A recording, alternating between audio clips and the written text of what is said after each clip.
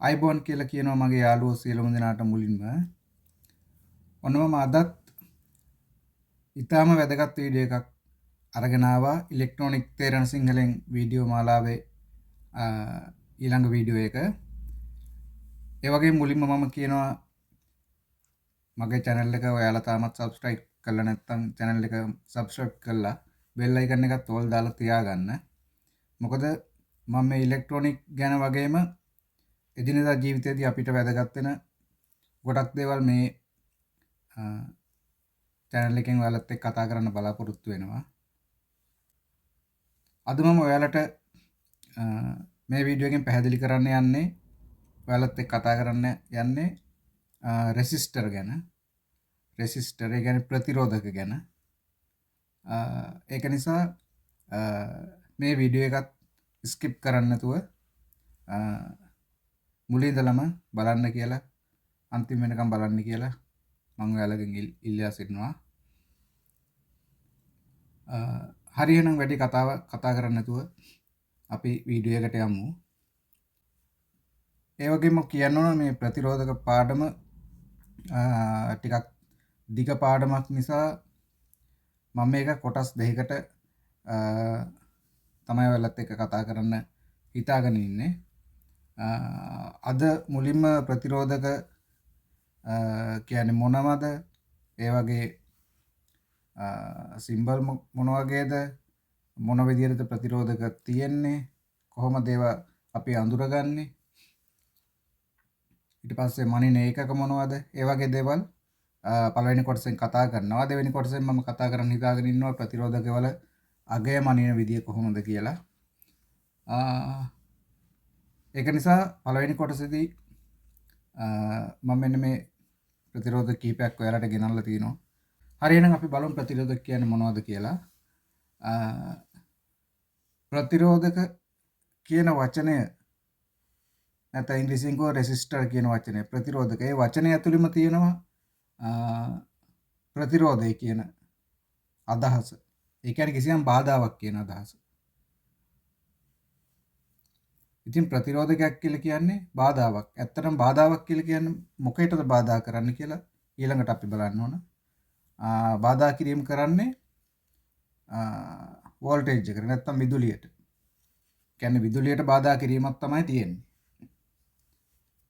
Resistor වලින් ඒ කියන්නේ ප්‍රතිරෝධක වලින් සිද්ධ කරන්නේ විදුලි ගමනට බාධා කිරීමක් තමයි තියෙන්නේ. ප්‍රතිරෝධක ගැන කතා කරනකොට ප්‍රතිරෝධක ප්‍රධාන කොටස් දෙකකට වෙන් කරන්න පුළුවන්. ඒ කියන්නේ පළවෙනි කොටස තමයි ස්ථිර ප්‍රතිරෝධක. ඒ කියන්නේ ෆික්ස්ඩ් රෙසිස්ටර් කියලා අපි කියනවා. ඒ කියන්නේ එම ප්‍රතිරෝධකයෙන් ඒ රෙසිස්ටර් එකෙන් ගන්න පුළුවන් નિયમિત එක බාධාවක් පමණයි. ඒ කියන්නේ එක රෙසිස්ටර් ප්‍රමාණයක් එක බාධාවක් තමයි ගන්න පුළුවන් ඒ ප්‍රතිරෝධකේ සම්බන්ධ කරාට පස්සේ. ඒ කියන්නේ මෙන්න මේ જાතිය ප්‍රතිරෝධක මේ තියෙන්නේ. මේ જાතිය ප්‍රතිරෝධක. ඒවයින් එක යම්කිසි අගයකට අදාළ බාධාවක් තමයි ගන්න පුළුවන් වෙන්නේ. ඊට පස්සේ මෙන්න මේ වගේ මේ જાතිය ප්‍රතිරෝධක මේ තියෙන්නේ. මේකත් ප්‍රතිරෝධකයක්. අපි දන්න විවහාරයේ දන්න විදියට දන්න භාෂාවෙන් කිව්වොත් මේක වොලියුම් කන්ට්‍රෝල් එකක්. අපි ඔය රේඩියෝ වල සද්ද අඩු වැඩි කරන්න එහෙම තියෙන්නේ. මෙන්න මේ වගේ එකක්. මේකෙදි මේකෙත් මේ අංකයක් ගහලා තියෙනවා. ඒ નિયમિત අංකයට අදාළ ඒ ඕම්ස් පරාසය තුල අපිට අවශ්‍ය ප්‍රමාණයට ඒක වෙනස් කරගන්න පුළුවන්. ඒ ප්‍රතිරෝධයේ අගය වෙනස් කරන්න පුළුවන් අපිට අවශ්‍ය ප්‍රමාණයට. අවශ්‍ය පරාසය තුල. එතකොට මෙන්න මේ විදියට තියෙන ප්‍රතිරෝධක වලට අපි කියනවා ස්ථිර ප්‍රතිරෝධක ෆික්ස්ඩ්. ඒ වගේ නියමිත අගයකට දාලා ප්‍රතිරෝධයක් විතරයි තියෙන්නේ. එතකොට මේ જાතියේවට අපි කියනවා මේක වේරියබල්. ඒ කියන්නේ අගය වෙනස් කරන්න පුළුවන් ප්‍රතිරෝධක. වේරියබල් රෙසිස්ටර් කියලා කියනවා. ඒ කියන්නේ අගය වෙනස් කරන්න පුළුවන් ප්‍රතිරෝධක. මේ තියෙන තව වර්ගයක් මේ මේකෙත් මේ ස්ක්‍රූ එනයක් තියෙන්නේ මේක පොඩි ටැට් ස්ක්‍රූ පින්නක් දාලා කරගුවා මේක අගේ වෙනස් කරන්න පුළුවන්. මෙන්න මේ ස්ථිර ප්‍රතිරෝධක ගැන කතා කරනකොට මේ ස්ථිර ප්‍රතිරෝධක පරිපථයට සම්බන්ධ කිරීමේදී අග්‍රභේදයකින් තොරව ඒ කියන්නේ පරිපථයට සම්බන්ධ කිරීමේදී අග්‍ර මොන විදියට ඒ කියන්නේ අග්‍ර දෙපැත්ත මාරුණාට ගැටලුවක් නැහැ.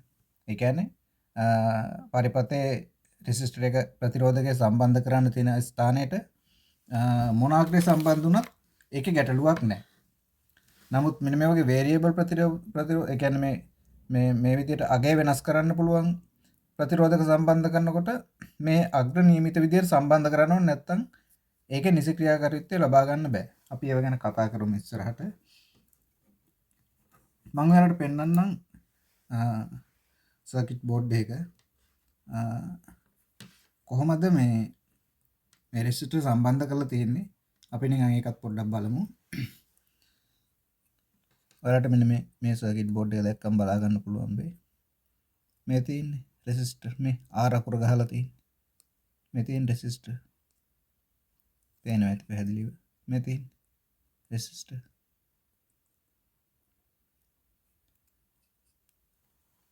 පේනවා ඇති ඔයාලට.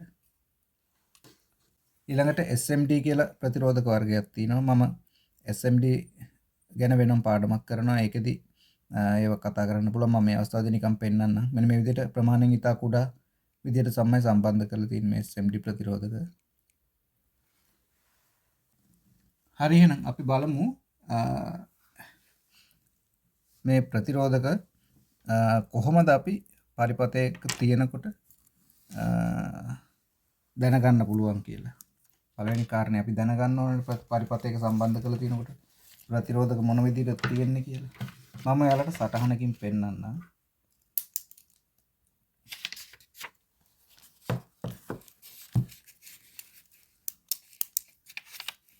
ප්‍රතිරෝධකයක සලකුණු තියෙන්නේ මෙන්න මේ විදිහට. සිම්බල් එක.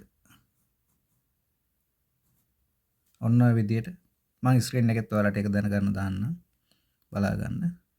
මේක ඇවිල්ලා මේක මේ ස්ථිර ප්‍රතිරෝධක වල සංකේතය. අපි මුලින්ම ස්ථිර ප්‍රතිරෝධක ගැන කතා කරමු. මේ ස්ථිර ප්‍රතිරෝධක වල සංකේතය මේක තියෙන්නේ. මේ විදිහට තියෙන්න පුළුවන් පරිපථවල. එහෙම නැත්නම් මෙන්න මේ විදිහට තියෙන්න පුළුවන් පරිපථවල. ස්ථිර ප්‍රතිරෝධක වල ඔන්න ඔය විදිහට තියෙන්න පුළුවන්. මෙතන R අකුර කැපිටල් R අකුර ගහලා එන්නත් පුළුවන්, නොඑන්නත් පුළුවන්. ඔය විදිහට තමයි ස්ථිර ප්‍රතිරෝධක වල සංකේතය තියෙන්නේ. එතකොට මම ස්ථිර ප්‍රතිරෝධක කීපයක් අරන් ඇවිල්ලා තියෙනවා ඔයාලට පෙන්නන්නම්. මේ ස්ථිර ප්‍රතිරෝධක අපිට ගන්න පුළුවන් විවිධ ප්‍රමාණයි. මේ තියෙන්නේ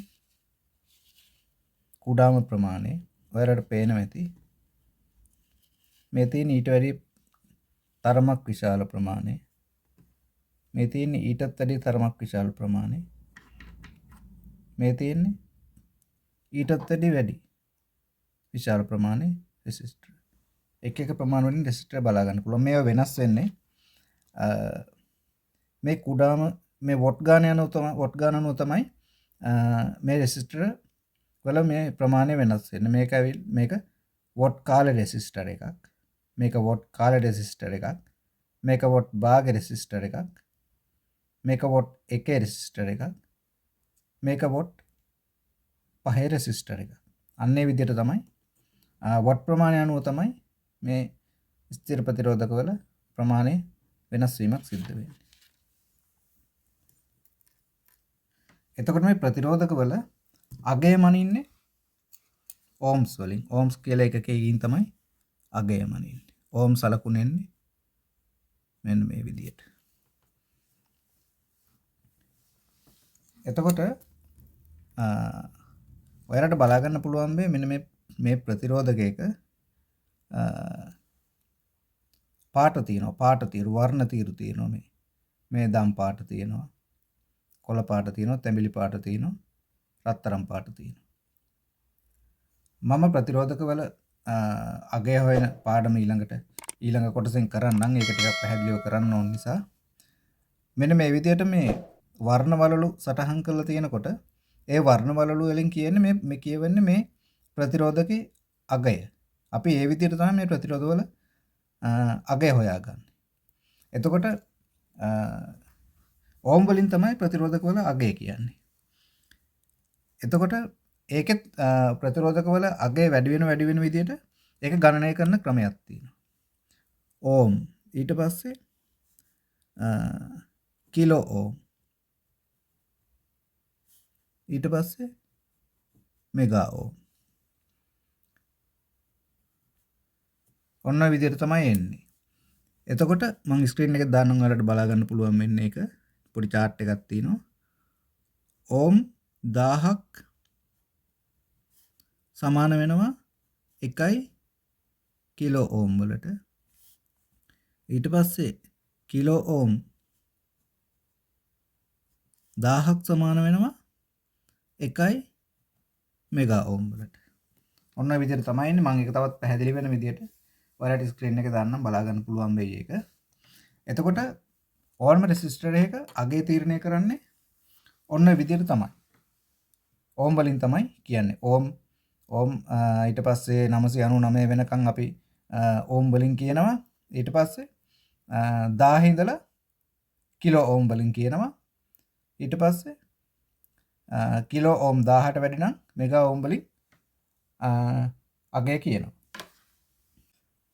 අපි මුලින්ම බලමු මෙන්න මේ තියෙන ප්‍රතිරෝධකේ රෙසිස්ටර් එකේ මේකේ අගය කොහොමද අපි බලන්නේ කියලා අගය කීයද කියලා මම මේ අගය ගණනය කරන පාඩමේදී මම පැහැදිලිව මේක ගැන කියලා දෙන්නම්. මේකේ තියෙන වර්ණ තීරු තමයි දුඹුරු පාට, කළු පාට, තැඹිලි පාට, ඊළඟට අන්තිමට තියෙනවා රත්තරන් පාට. අපි රත්තරන් පාට කියන පාට මේ අවස්ථාවේදී අමතක කරලා මුල් වර්ණ තීරු තුනෙන් විතරක් අගය ගණනය කරමු. මම අගය ගණනය කරන පාඩමේදී මම පැහැදිලිව කියලා දෙන්නම් ඒ රත්තරන් වර්ණ තීරුවෙන් මොන විදියට දෙන්නේ කියලා. මේක කිලෝ ඕම් 10ක ප්‍රතිරෝධකයක් මේක. අපි මීටරෙන් බලමු.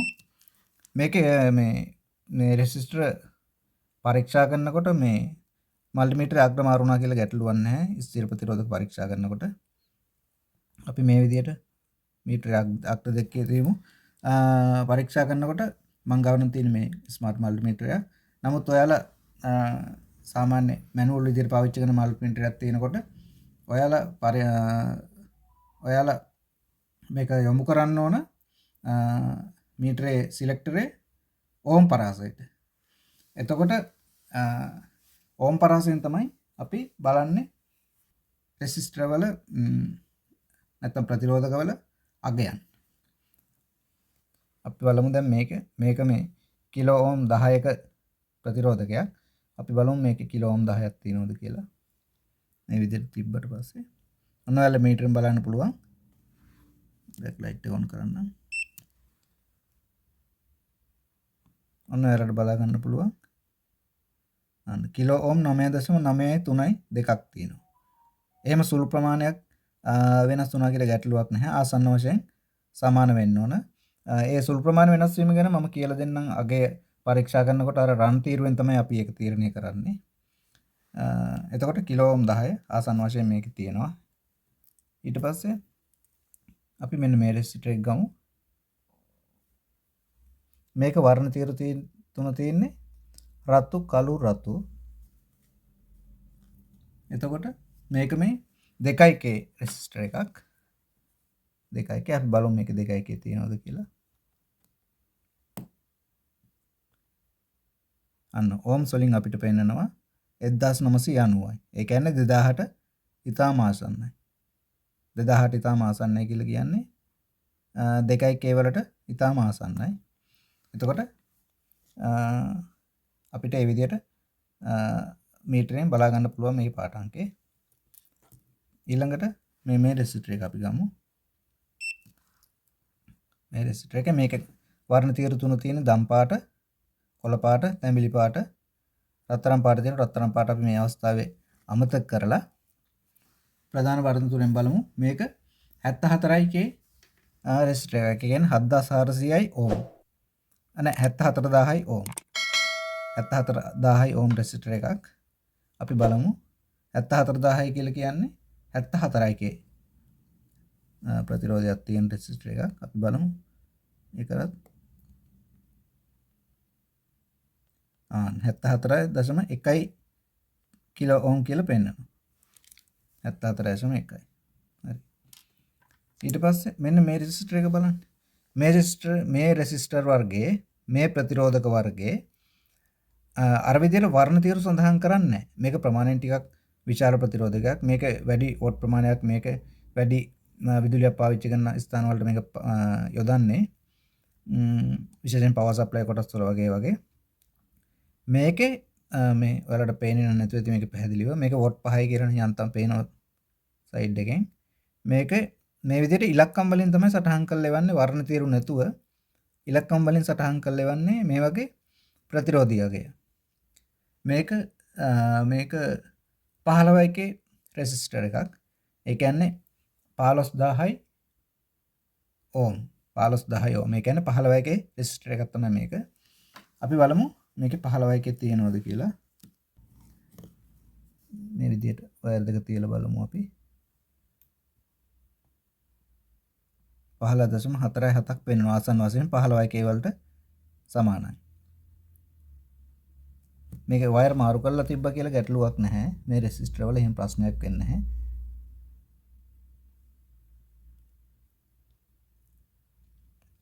අන්න මේ විදිහට පෙන්වනවා. එතකොට අපි බලමු මේ ස්ථිර ප්‍රතිරෝධක සාමාන්‍යයෙන් භාවිතා කරන අවස්ථාවක් නිකන් මම ඔයාලට දැනගන්න පොඩි අවස්ථාවක් කියන්නම්. පොඩි උදාහරණයක් විදිහට අපි දැනගන්න ඕනේ මොන වගේ අවස්ථාවලද රෙසිස්ටර් පාවිච්චි කරන්න කියලා. අපි මුලින් කිව්වා යම් විදුලි ගමනකට විද්‍යුතයට බාධාවක් කිරීමක් තමයි රෙසිස්ටර් වලින් කරන්න කියලා. ඒක ඔයාලට තවදුරටත් පැහැදිලි වෙන්න මම නිකන් පොඩි උදාහරණයකින් කියන්නම්. අපි හිතමු LED බල්බ් එකක් තියෙනවා කියලා. අපි හිතමු මෙන්න මේ විදිහට LED බල්බ් එකක් තියෙනවා.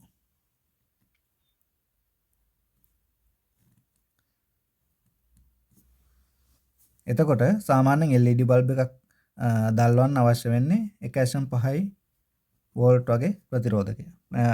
සමාන 1.5 වෝල්ට් වගේ වෝල්ටේජ් එකක්. ඒ කියන්නේ විදුලි බලයක් තමයි අවශ්‍ය වෙන්නේ. එතකොට අපි ගාව තියෙන්නේ අපි හිතමු 9 වෝල්ට් බැටරියක් කියලා. 9 වෝල්ට් බැටරියක් තියෙනවා කියලා අපි හිතමු අපි ගාව. මේ විදිහට 9 වෝල්ට් බැටරියක් තමයි අපි ගාව තියෙන්නේ. එතකොට මේකට 1.5 නම් අවශ්‍ය වෙන්නේ LED බල්බ් එක දැල්වන්න. 9 වෝල්ට් බැටරියක් තිබ්බොත් අපිට මේ අග්‍ර දෙකට කෙලින්ම මේක සම්බන්ධ කරොත් එහෙම LED බල්බ් එක අනිවාර්යෙන් බල්බ් එක පිච්චෙනවා. මොකද 1.5 වෝල්ට් අවශ්‍ය නැට 9 වෝල්ට් දුන්නොත් පස්සේ LED බල්බ් එක පිච්චෙනවා. ඒකට අපි කරන්නේ එක වයර් එකක් මේ විදිහට සම්බන්ධ කරලා අනිත් මෙන්න මේ වයර් එක අතරට තමයි අපි ඔන්න ඔය විදිහට රෙසිස්ටර් එකක් සම්බන්ධ කරන්නේ. එතකොට අපි මේ මෙතෙන්ට සම්බන්ධ කරන රෙසිස්ටර් එකේ අගය අපි දැනගන්න ඕන මොකද්ද සම්බන්ධ කරන රෙසිස්ටර් එක කියලා. ඒවා අපි රෙසිස්ටර් වලදී ඉස්සරහදී පරිපථ නිර්මාණය කිරීමේදී ඒ ගැන මම කියලා දෙන්නම්. කුඩා පරිපථ නිර්මාණය කරන අවස්ථාවේ ඉඳලා මම එකින් එකට කියලා දෙන්නම් පැහැදිලිව. මෙන්න මේ විදිහට මෙතෙන්ට අදාළ නියමිත රෙසිස්ටර් එක යදුවට පස්සේ මෙතන මේ බල්බ් එකට එන්නේ 1.5 වෝල්ට් විතරයි. එතකොට මේ බල්බ් එක දැල් වෙනවා. ඔන්න වගේ අවස්ථාවල වල තමයි භාවිතා කරන්නේ ස්ථිර ප්‍රතිරෝධක. පැහැදිලි ඇති මම හිතන්නේ ස්ථිර ප්‍රතිරෝධක ගැන. මට මේ වෙලාව හොයාගන්න බැරි වෙච්ච තව එක ප්‍රතිරෝධකයක් තියෙනවා. කම්බි වයර් කම්බි රෙසිස්ටර් කියලා වර්ගයක් තියෙනවා. ඒකෙදි මේ මම ඒකේ පින්තූරයක් දාන්නම් ස්ක්‍රීන් එකේ. ඒකේ මේ විදිහට කලර් කෝඩ් සඳහන් කරන්නේ නැහැ. ඒ කියන්නේ වර්ණ තීරු සඳහන් වෙන්නේ නැහැ. ඒකේ මේ තියෙන්නේ ඉලක්කමෙන් සටහන් කරලා තියෙනවා. ඒකෙත් අර විදිහටම ඕම් ප්‍රමාණය මොකද්ද? ඊට පස්සේ වෝට් ප්‍රමාණය මොකද්ද? ඊට පස්සේ මේ විදිහට වර්ණ තීරුවක් රත්තරන් හෝ සිල්වර් පාටින් නොමැතිව නැතුව මේ ඒකේ 100ට අගය සඳහන් කරලා තියෙනවා. 105ද 110ද කියලා ඒකේ ඉලක්කමෙන් තමයි සටහන් කරලා තියෙන්නේ. හරි අපි ඊළඟට බලමු variable resistor. ඒ කියන්නේ විචල්‍ය ප්‍රතිරෝධක ගැන. විචල්‍ය ප්‍රතිරෝධක මෙන්න මේ විදිහට වර්ග දෙකකින් මම ඔයාලට හඳුන්වලා දෙන්නම්. මේක අතින් කරකවන වර්ගය සහ මේක පෙර සැකසුම්. මේකේ තියෙන්නේ මේ කරකවල මේ මෙතෙන් ටෙස්ටර් එකක් වගේ පොඩි ප්‍රැක්ටිස් ගෲප් එකක් දාලා කරකවල Tamanට අවශ්‍ය ප්‍රමාණයට ඒක නතර කරලා තිබ්බම ඒ ප්‍රමාණයට තමයි ඒකේ ක්‍රියාකාරීත්වය ලබා දෙන්නේ. මම ස්ක්‍රීන් එකේ දාන්නම්. ඔයාලා අහලා තියෙන ප්‍රීසෙට් කියලා જાතියක්. ප්‍රීසෙට් මම ස්ක්‍රීන් එකේ දාන්නම් බලා ගන්න. අනිත් වගේ අවස්ථාවල වලට මේක භාවිතා කරනවා. අපි බලමුකෝ විචල්‍ය ප්‍රතිරෝධක වල සිම්බල් එක මොන වගේ දෙන්නේ කියලා.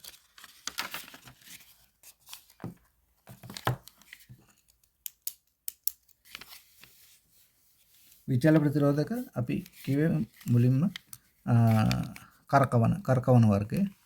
කරකවන වර්ගය එන්නේ මෙන්න මේ විදිහට. ඔය විදිහට අග්‍ර දෙකක් එනවා. ඊට පස්සේ මෙන්න මෙහෙම ඔන්න ඔය විදිහට තමයි විචල්‍ය ප්‍රතිරෝධක වල සිම්බල් එක එන්නේ. ඊට පස්සේ තව විදිහකට එනවා.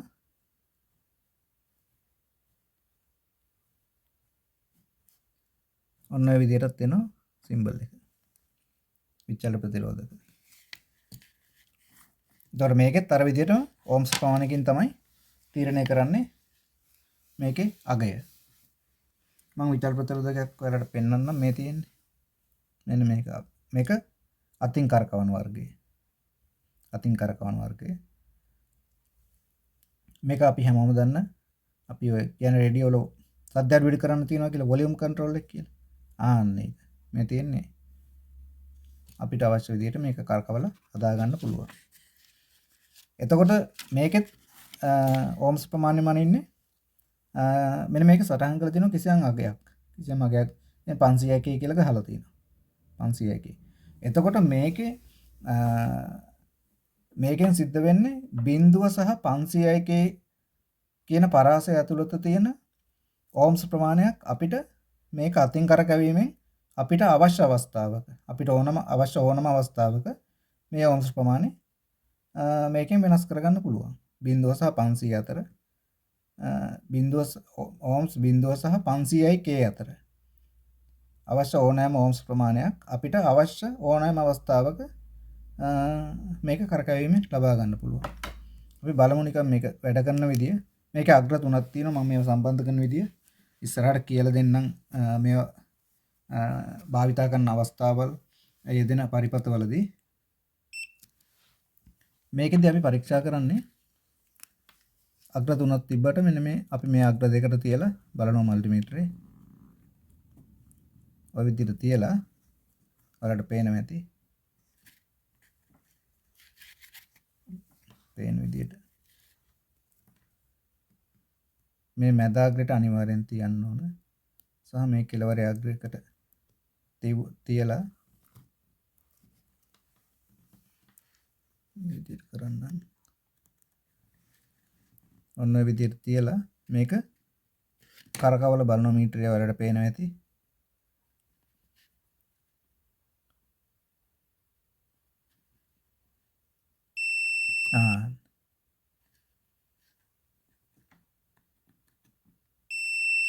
ඔන්න ඕම්ස් බිඳුව ඉඳලා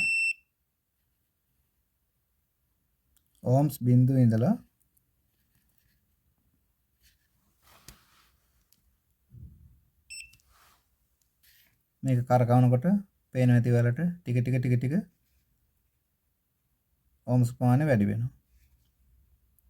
458යි. අය අඩු කරනකොට ඔන්න ඔය විදිහට අඩු වෙනවා. අපිට අවශ්‍ය අවස්ථාවක මේක අඩු වැඩි කරලා ඕම්ස් බිඳුවේ සිට මේකේ සඳහන් කරලා තියෙන අගය දක්වාම අපිට අවශ්‍ය අවස්ථාවක මේක වෙනස් කරලා ගන්න පුළුවන්. ඊට පස්සේ මෙන්න මේක කියන්නේ මේක පෙර සැකසුම් කියලා කියන්නේ. ඒ කියන්නේ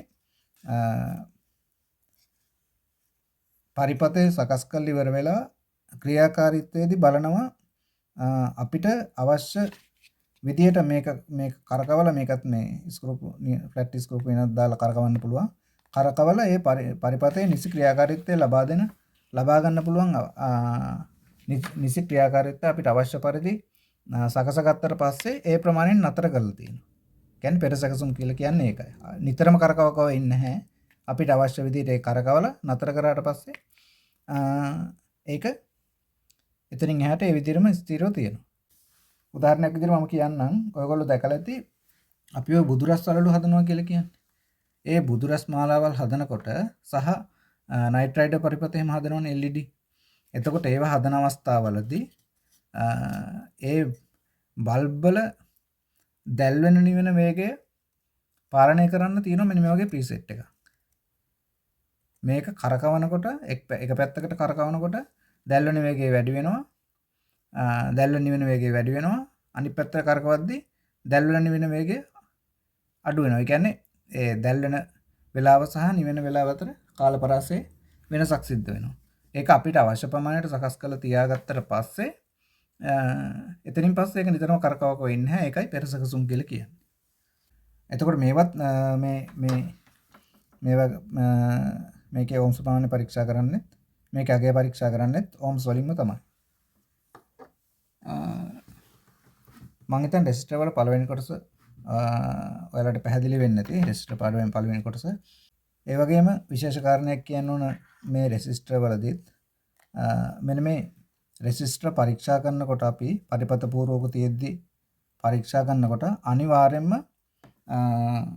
ඒකාග්‍රයක් පරිපතෙන් සම්බන්ධතාවයෙන් ඉවත් කළා තමයි රෙසිස්ටර් එක පරීක්ෂා කරන්න ඕන. ප්‍රතිරෝධක පරීක්ෂා කරන්න ඕන නැත්නම් අපිට මෙන්න මේ කලර් කෝඩ් එකට අදාළ මේ වර්ණ වලට අදාළ නියමිත රෙසිස්ටර් එකේ බලා ගන්න බෑ. සමහරවිට මේ රෙසිස්ටර් එක පිච්චිලා තියෙන්න පුළුවන්. නමුත් පරිපතයකට සම්බන්ධ කරලා තියෙනකොට ඒ පරිපතයට අදාළ ඕම්ස් ප්‍රමාණයක් පෙන්වන්න පුළුවන්. අපි එතකොට හිතන්නේ මේක වැඩ කරනවා කියලා. ඒක නිසා මේක නිවැරදිව පරීක්ෂා කරන්න නම් අනිවාර්යයෙන්ම ඒකාග්‍රයක් පරිපතෙන් ඉවත් කළාම තමයි පරීක්ෂා කරන්න ඕනේ. මම හිතන්නේ ඔයාලට මං කියපු කාරණා ටික පැහැදිලි වෙන්නේ නැති. රෙසිස්ටර් වල පළවෙනි කොටස මම මේ විදිහට අවසන් කරනවා. රෙසිස්ටර් වල අගය පරීක්ෂා කරන ප්‍රතිරෝධක වල අගය පරීක්ෂා කරන පාඩම මම ඊළඟට අරගෙන එනවා. මේ කියලා දීපු කොටස් ටික ගැන මොකක් හරි ගැටලුවක් තියෙනවා නම් කමෙන්ට් සෙක්ෂන් එකේ කමෙන්ට් එකක් දාන්න. මම රිප්ලයි කරන්නම් ඒකට. ඒ වගේම වීඩියෝ එකට ලයික් එකක් දාන්න, කමෙන්ට් එකක් දාන්න. හරි එහෙනම් අදට මේ විදිහට වීඩියෝ එක අවසන් කරනවා. ඊළඟ වීඩියෝ එකකින් ඉතාම ඉක්මනින් හම්බ වෙනකම් ඔයාලා හැමෝටම සුබ දවසක්.